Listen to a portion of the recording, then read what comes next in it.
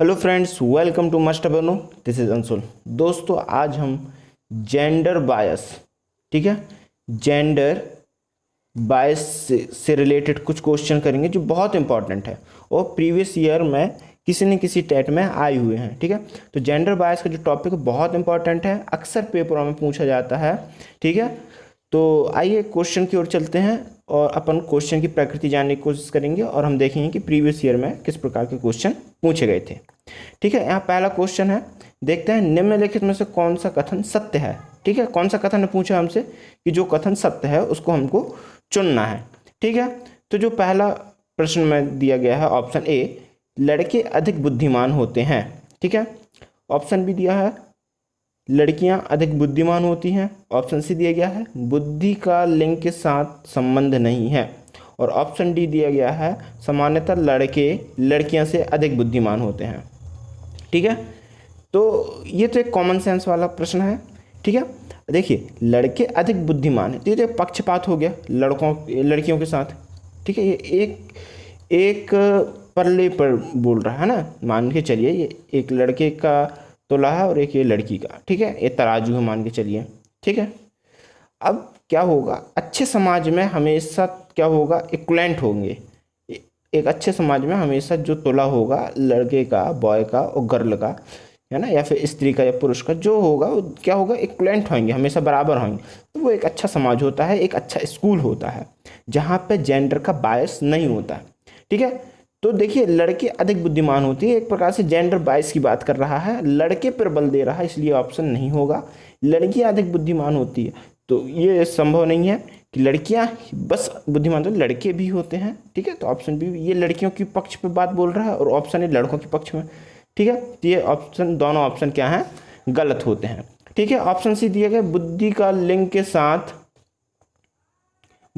लिंग के साथ कोई संबंध नहीं है, तो ये वाला उचित लग रहा है। फिर भी हम देखते हैं सामान्यतः लड़के लड़कियां से अधिक बुद्धिमान होती है, ये भी पक्षपात की बात कर रहे हैं, इसलिए ऑप्शन डी ना होके इसका जो सही आंसर होगा वो होगा ऑप्शन सी, कि बुद्धि का लिंग के साथ कोई संबंध नहीं है। ठीक है, क्योंकि आपने देखा होगा कि एक अच्छे जो बुद्धिमान होते हैं वो स्त्री भी होती हैं और पुरुष भी होते हैं। ठीक है ना, आप बुद्धिजीवियों को देखेंगे तो अच्छी बुद्धि स्त्रियों में भी होती है और पुरुषों में भी होती है, इसलिए लिंग का इसमें कोई संबंध नहीं है। ठीक है, तो ऑप्शन जो सी है वो क्या होगा, सही होगा। चलिए नेक्स्ट क्वेश्चन की ओर चलते हैं। नेक्स्ट क्वेश्चन है,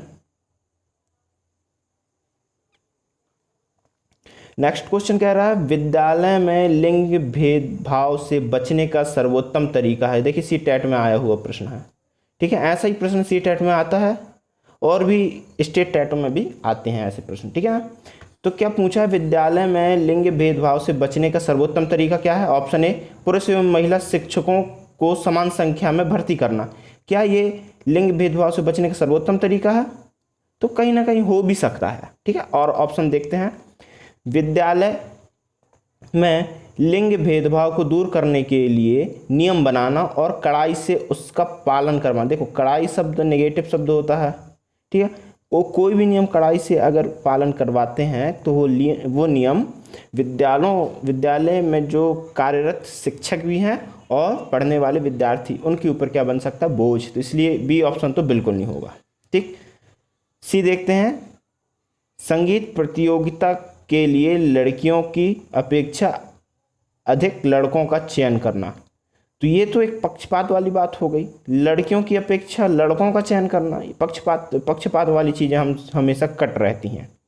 ठीक है, ऑप्शन डी देखते हैं, शिक्षकों द्वारा उनके लिंग पक्षपातपूर्ण व्यवहारों का अधिक संज्ञान। बिल्कुल सही, क्या है डी ऑप्शन, एक बार फिर देखेंगे, दिया है शिक्षकों द्वारा उनके लिंग पक्षपातपूर्ण व्यवहारों का अधिक संज्ञान, यानी कि लिंग पक्षपात वाली जो व्यवहार होती हैं उनका ज्ञान होना लिंग भेदभाव से बचने का सर्वोत्तम तरीका है। अगर हमको ज्ञान है कि कौन सी बात बोलने से लिंग पक्षपात बढ़ सकता है तो हमको वो बात नहीं बोलना, इसलिए यहाँ संज्ञान शब्द आ गया, तो इसलिए हमारा ऑप्शन जो सही होगा ऑप्शन डी होगा।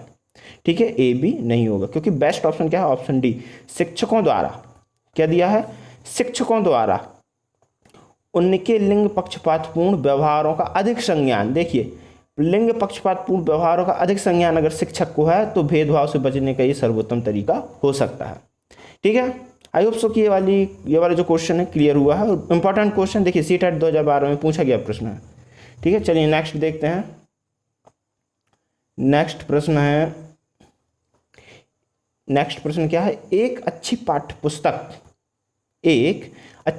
पुस्तक खालिस्तान से बचाती है। यहाँ पे जो डैश है हमको भरना है, क्या है उसमें। एक अच्छी पाठ्य पुस्तक किससे बचाती है?